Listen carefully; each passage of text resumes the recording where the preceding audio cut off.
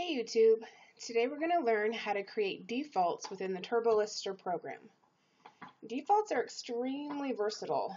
What you can do with them is, if you want a certain amount of information to pre-populate to your items every time you're creating a new item, then you want to create defaults. So what you're going to do is you're going to come up to your Tools menu, down to Options. You're going to go to either auction defaults or fixed price defaults. There are also other defaults such as seller options. You can do a default create new button so that every time you use the new, it does one of these actions. You can do default site, so every time you create new, it automatically will default to whatever format you select, or either site you select. But really what we're concerned about today are auction defaults and fixed price defaults. So the platform really is the same, the functionality of it. It's really just the difference of auction style or fixed price. Now if you have multiple sites loaded into your TurboLister, you're going to have multiple options. So I have eBay US and eBay Canada.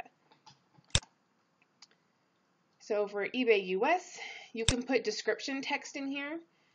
This really, if you're going to use this, should be HTML because it's going to pre-populate. Otherwise, it's just going to be plain text and it's going to kind of all run together since there's no formatting in here.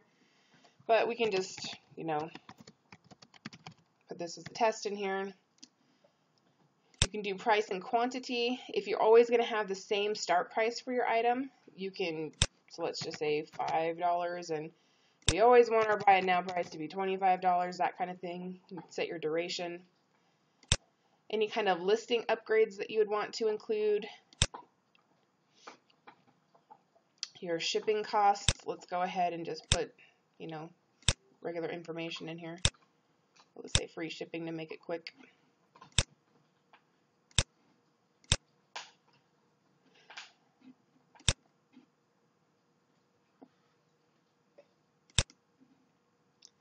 If you wanted to exclude locations, sales tax, if you needed to change the location or you wanted to set that location, payment methods, additional instructions. I don't usually do additional payment instructions. I just do PayPal, so it's pretty cut and dried what my buyers are expected to do. Return policy, buyer requirements. So let's just set these for now for my auction style defaults. So we're going to click apply and then OK. That's going to close this window out.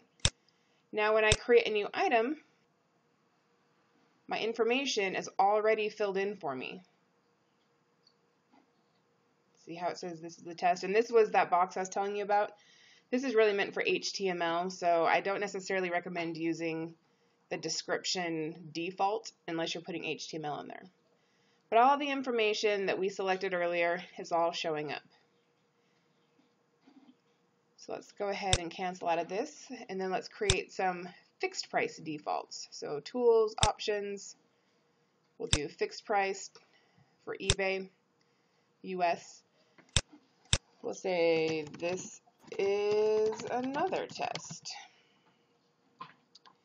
Price and quantity, so this is for fixed price, so it's going to be a little bit different. Let's just say 200 with a quantity of 5, because we're just making stuff up now. Shipping costs, we'll do the same as last time just to make it fast.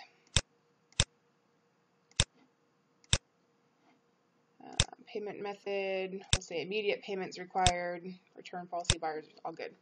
Okay, so apply and OK. Now, because we currently have our default set to auction style when we create a new item, it's going to come up with auction style defaults. We'll go ahead and change it to fixed price. And you see the information didn't change over. So what you have to do with defaults when you're changing it from one default format to another, there is a button here in the lower left-hand corner. Go ahead and click that. Now, if you had information filled out here and you click this button, it could potentially write over what you already had or remove and replace. So just kind of keep that in mind. Click OK. And now you can see it replaced it with what our default information was that we placed earlier. This is another test, see? So again, if you have both auction style and fixed price and you have a format in here and it doesn't pre-populate the information you thought it would, go ahead and hit this Apply Defaults button down in the lower left corner, and that will apply those defaults. So you can see how creating defaults within the TurboLister program can make it very quick and easy to create multiple items very quickly. And that's how you create defaults within the eBay TurboLister tool. Keep watching for more videos on how to build your eBay arsenal.